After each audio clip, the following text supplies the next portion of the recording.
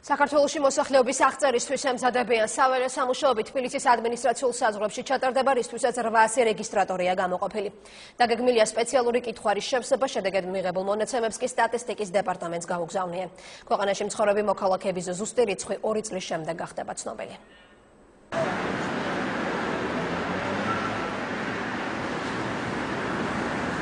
კეპი და ვინაობის დამადასტურებელი ბეიჯი. ამ ფორმით დღეიდან თბილისში 800 რეგისტრატორი საყოველთაო აღწერის მოსამზადებელ სამუშაოებს ატარებს.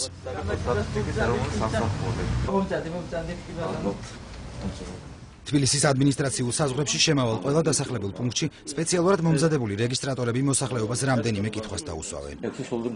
თქვენი გვარი თუხარელი ემელინა. ჩვენ გვაინტერესებს რეალურად სახელზე რამდენი ადამიანი იმყოფება, ასე ვთქვათ, კონკრეტულ ადგილას. გვაქვს სპეციალური რუკა და ჟურნალი, რის მიხედვითაც ხდება დეტალური ინფორმაციის მოძიება ამ კონკრეტულ ობიექტებზე და მასში მცხოვრებ პიროვნებებზე. აღწერეს აქ მაცხოვრებლები, ვინც ვიღართ, ყველა ვართ 6 სული, 2 მცირეწლოვანი, 4 მოზარდი.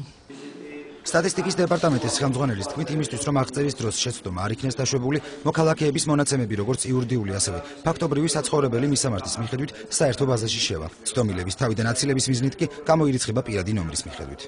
ის ადამიანი, რომელიც დარეგისტრირებულია მაგალითად დღეს ქუთაისში, მაგრამ ფაქტიურად ცხოვრობს თბილისში. აღწერის მეთოდოლოგიით ეს ადამიანი არის თბილისის მაცხოვრებელი. ბუნებრივია, ეს არის გარკვეული შემთხვევა, როდესაც ორმაგი დათვლა არის შესაძლებელი, თუმცა მონაცემთა ბაზაში ამ ორი მონაცემის პოვნის შემთხვევაში ჩვენ გამოვრიცხავთ ადამიანს და ის დარეგისტრირდება, უпростоა დაფიქსირდება იქ, სადაც ცხოვრობს მუდმივად.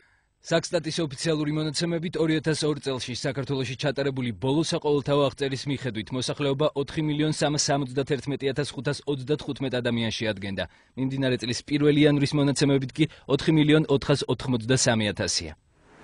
გასული წლის 1 იანვრის მონაცემებთან შედარებით მოსახლეობა დაახლოებით 12,000-ით შემცირდა, რასაც სპეციალისტები მიგრაციას უკავშირებენ. მოსახლეობის სავალდებულო აღწერა გაეროს მოთხოვნით ყველა სახელმწიფომ ყოველ 10 წელიწადში ერთხელ მაინც უნდა ჩაატაროს.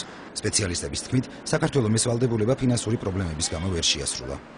აღწერას აქვს დიდი, ასე ვთქვათ, მნიშვნელობა იმ კუთხით, რომ არის საკმაოდ მნიშვნელოვანი ინფორმაცია აღწერიდან მიღებული, როგორიცაა დემოგრაფიული, სოციალური და ეკონომიკური მაჩვენებლები, თითოეული სოფლის, თითოეული ქალაქის, თითოეული რაიონისა და რეგიონის მიხედვით.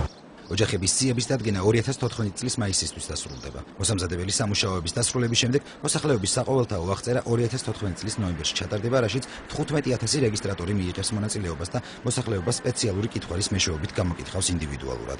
დამუშავებული მონაცემები 2015 წლისთვის გახდება ცნობილი.